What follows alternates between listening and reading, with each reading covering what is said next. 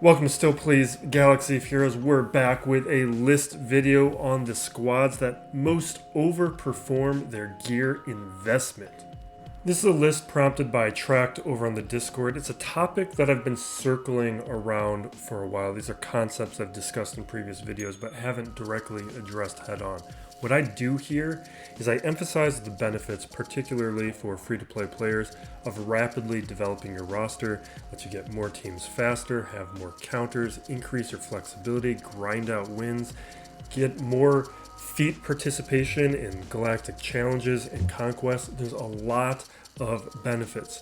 In previous videos, what I focused on are the teams that you can easily gear to Gear 11 to facilitate that rapid roster development. In this list, I'm not. What I'm focusing here are the teams that at lower gear you can use to beat Relics or beat a variety of teams, whether or not they are low or easy gear characters. In some cases, these characters are going to be very hard to gear, or they might need to even be augmented with a relic or two to extract that full benefit. And before we get started, we're not looking at any journey guide characters. Technically, you could leave these teams at lower gear and have them still be usable, but the purpose of this list is to highlight these squads that you could leave at lower gear so you could take resources and invest them into squads like CLS and Padme and still be a high performer.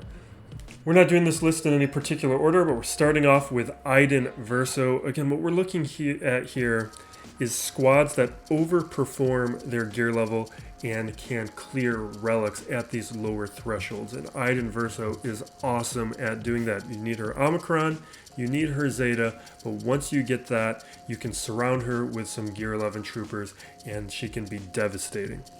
Iden Versio's Omicron was one that I raced after as soon as it was announced. This is the type of thing that I like, where it creates a new squad where one didn't exist.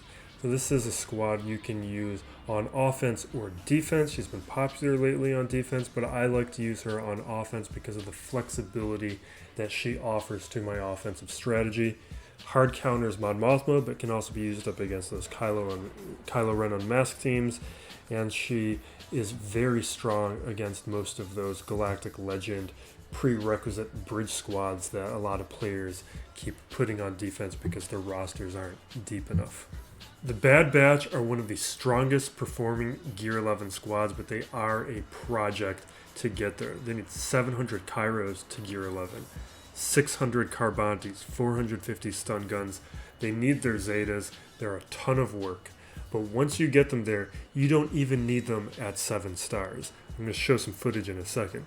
Omega gets a lot of hate, but Omega's worth it because she adds a heal. She has stacking damage. She reduces some of the RNG, makes it a little bit more successful.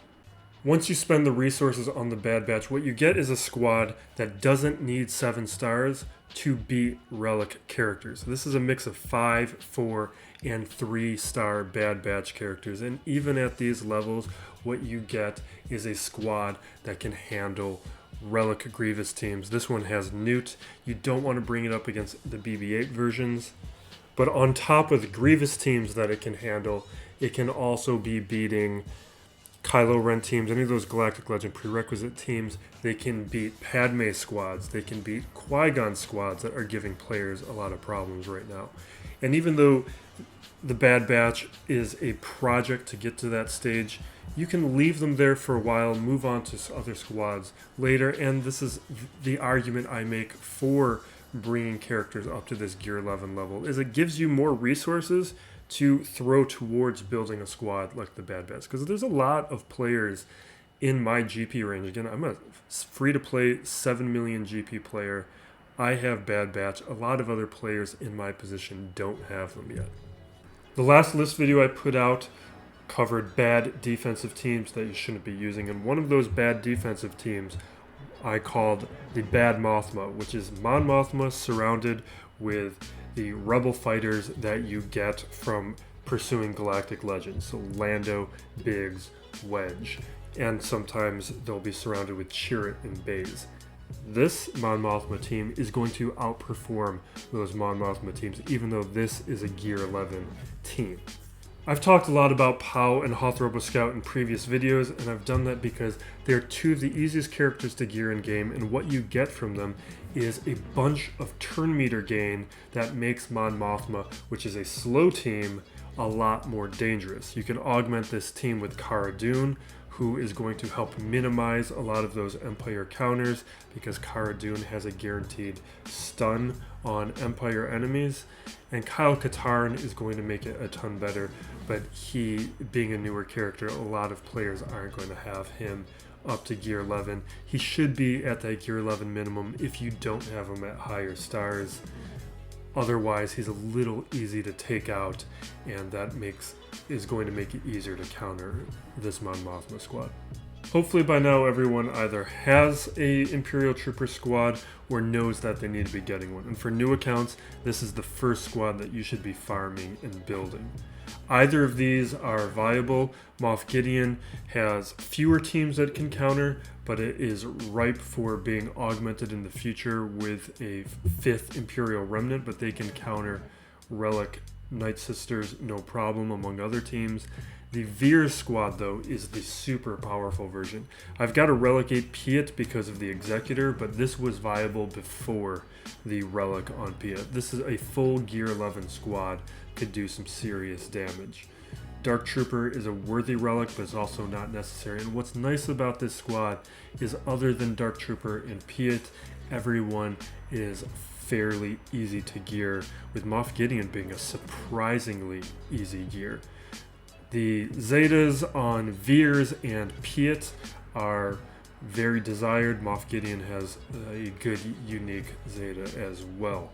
Imperial Troopers are one of the most powerful Swiss Army type squads in the game. You can be using them on offense or defense, but on offense you can use them to counter a ton of the most common defensive squads. They're going to counter Maul, Bad Batch, Bounty Hunters with the Zam Omicron. They can counter high-level Geos. Troopers are awesome in what they are capable of doing, and I've been pushing them a very long time. So if you've been delaying this squad, there's no reason to be doing it. If this channel has any remaining purpose, it is to get players to develop their Night Sister squads. This is one of the most common teams that I see ignored. It doesn't need much. It does need to be augmented, though, with a couple relics in Daka and Ventress. From there, you can surround them with gear 10 and 11 characters. Zombie needs to be gear 10 minimum. It needs Zetas on Telzin's lead, Daka's unique Serve Again, and Ventress's unique Rampage. From there, the mechanics of it allow that the more the Night Sisters die off, Daka is getting stacking health to become more survivable, and Ventress is getting stacking damage to help her counter a ton of squads and take them out. It builds up to where she can start one-hitting the squads. The 5th spot, where Spirit is shown here, is a flex spot. You can put Talia in there for a Dispel. Spirit is really nice because of the foresight and damage. She's also an option to bring to Relics, because at Relics, Spirit can one-shot characters. And Acolyte I like to gear up because I think she's the easiest character to gear in game, if I remember correctly. And on top of that, once you gear her up, you can create 2 really solid 3v3 teams if we ever see 3v3 again in Grand Arena. Once you invest those resources onto Night Sisters, you're going to have a super powerful weapon that you can bring up against a ton of common defensive squads. You can bring them up against these Omicron, Qui-Gon Jinn teams, counter CLS, Grievous teams, Kylo Ren teams, any of the lower tier teams. They are an extremely potent weapon that completely opens up your offensive strategy with the number of teams that they are capable of countering. And after Troopers, or along with Troopers, they're one of the most common teams that I recommend to players when I give out roster reviews.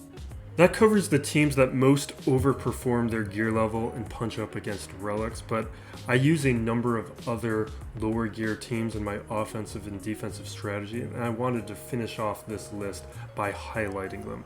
So Grievous here, I haven't touched this team since I unlocked Gas, it still performs very well. I like to use it with BB-8 at these gear levels because of how quickly the droids will die off, but that bonus that BB-8 gives to speed makes Grievous still function really well at the lower gear levels. Then we have, this is a newer team that I'm testing out. It's done okay. I can't really endorse it yet, which I'm still testing it, which is why it's not being highlighted. Newt, surrounded by a couple relics, is great, but the problem these days is Jango is being pulled away, Watt is being pulled away. So it's not one that I can highlight. This JTR team will punch up on offense, but I use it on defense because what's nice about JTR is there's still a limited pool of teams that can counter JTR, and this one trips up a lot of opponents that underestimate it. Hux is the same way, looks deceptively weak. This Dash team is a work in progress. It still does pretty well, but it's not one I can fully endorse now that it's been several weeks since Dash was released. I think players have become a lot more comfortable countering it and don't get surprised as much.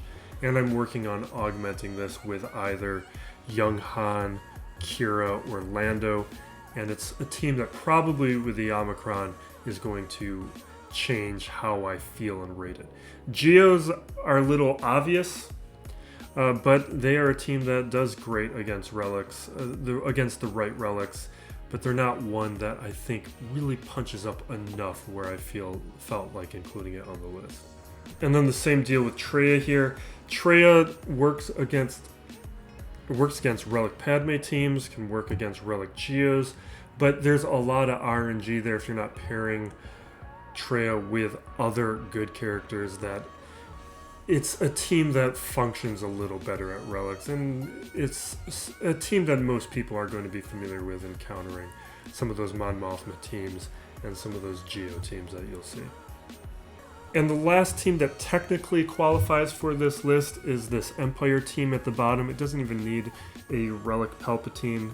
It's just Mara Jade is that awesome. I've been using it to counter Padme a lot lately, but the reason I didn't want to really include it on the list is because Vader plus anything is going to be good, and it's kind of cheating. So it's one that I don't think fits the spirit of the list. Thank you for watching, and thank you to all the new subscribers. We've had a ton of growth since the new year. I'm going to be trying to do a list video on probably a bi-weekly basis at least, more if I can, and then LVT, lowest viable teams videos, I'm going to be trying to do those on either a 2 or 3 week basis until I get my backlog of those done. I have a lot of footage on those lowest viable teams videos that I need to get out, and then from there I'll probably switch back into some of those methods video. I do want to get some videos out on my new account, lessons and tips, and a methods video from what I learned from that new account series over the year. So thank you for watching. Be safe out there, everyone, and be excellent to each other. This is Still Plays Galaxy of Heroes.